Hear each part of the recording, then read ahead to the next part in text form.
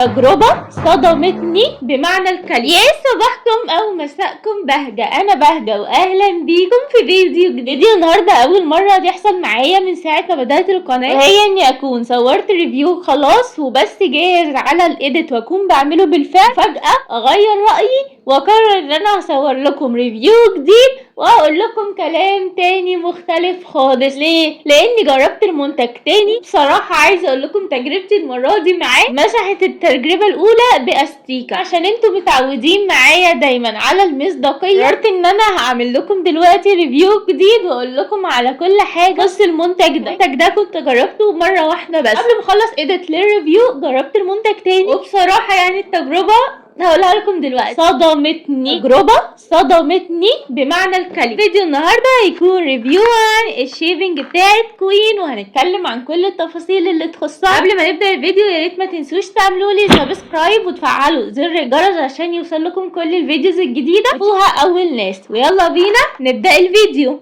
مبدئيا شركة كوين عاملة شيفنج كتيرة جدا، انواع كتيرة واحجام كتيرة واشكال كتيرة، ودلوقتي جددت في المنتجات بتاعتها. مش بس شيفنج، هي كمان عاملة منتجات تانية وريتها، وبصراحة حاصل عليها ضجة كبيرة اوي الفترة دي. انا لقيت الاصدار ده من شركة كوين، اعتقد ان هو قديم شوية، ونجربه مع بعض عشان ان شاء الله لما نجيب الاصدار الجديد نقدر نحكم ونعرف فعلا هل هم تطوروا ولا لا. هتكلمكم دلوقتي على الشيفنج بتاعت كوين لورد. هو ده شكلها. هما بيجوا 4 وحدات، في 2 طبعا خدتهم. الاربعة كانوا ب45 جنيه، سعرها حلو جدا مقارنة بانواع تانية نفس العدد وسعرها الضعف. هنتكلم دلوقتي عن شكلها. بصراحة شكلها حلو جدا، حتى مسكتها بالنسبة لي ما كانتش عاملة لي اي اعاقة، بالعكس المسكة سهلة جدا. البوينت التالتة الحلوة ان هي ليها هنا بص غطا حاميها هي كلها، مش بس حامي شفرات من هنا، لا حاميها هي كلها. حلو كمان ان هو بيتشال كده بكل سهوله ويقوم متركب بكل سهوله. شكلها حلو، سعرها حلو، مسكتها حلوه،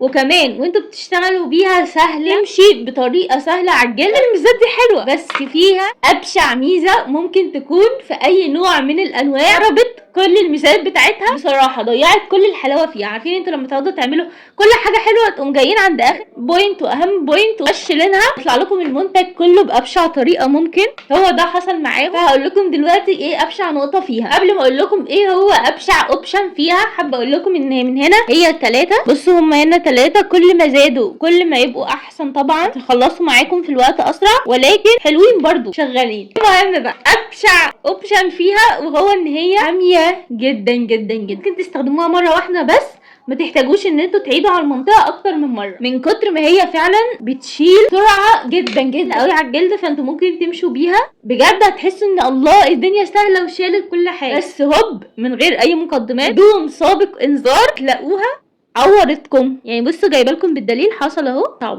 اتعورتوا ليه ما تعرفوش. يعني ساعات الاماكن الناشفه دي تمام، وهنا الحاجات دي بتعور، لكن انتوا تبقوا ماشيين عادي حته سموث كده واخدين الدنيا بالراحه وواحده واحده على الهداوه وتتعوروا، دي مش فاهماها ليه. انا جربت 3 انواع، جربت من فينوس نوع بسيط كده شبه دي، جربت من افوفا، الاتنين مش زي دي خالص. يعني كنت بقعد اقول ان فينوس وحشه وبتعور وكده، لا فينوس بالنسبه لها ملاك. بصوا هي عشان حاميه قوي فتعويرتها تعويره جامده. عارفين انتوا اللي هو ايه التعويره اللي اتعلم بجد كانها سكينه، يعني بجد تعويرتها مش تعويره عاديه. الريفيو الاول طلعت فيه وقلت ان هي عادي بتعور زي اي نوع شيفنج لما بتستخدموه بتعور. ممكن تبقى جديده، ممكن لسه مش متعودين عليها، لو اول مره تستخدموها بتعور، بس عايزه لا يا جماعه، لا يا جماعه انتوا بجد ممكن تعور تعويره سكينه، فده غلط جدا جدا. انتوا متخيلين؟ فلا وحشه بصراحه كبيره قوي ليها، مش هجيبها تاني. حلوه هستخدمها اكيد، اللي عندي دول هستخدمهم، ولكن هستخدمهم بحذر شديد شديد شديد. وكل منطقه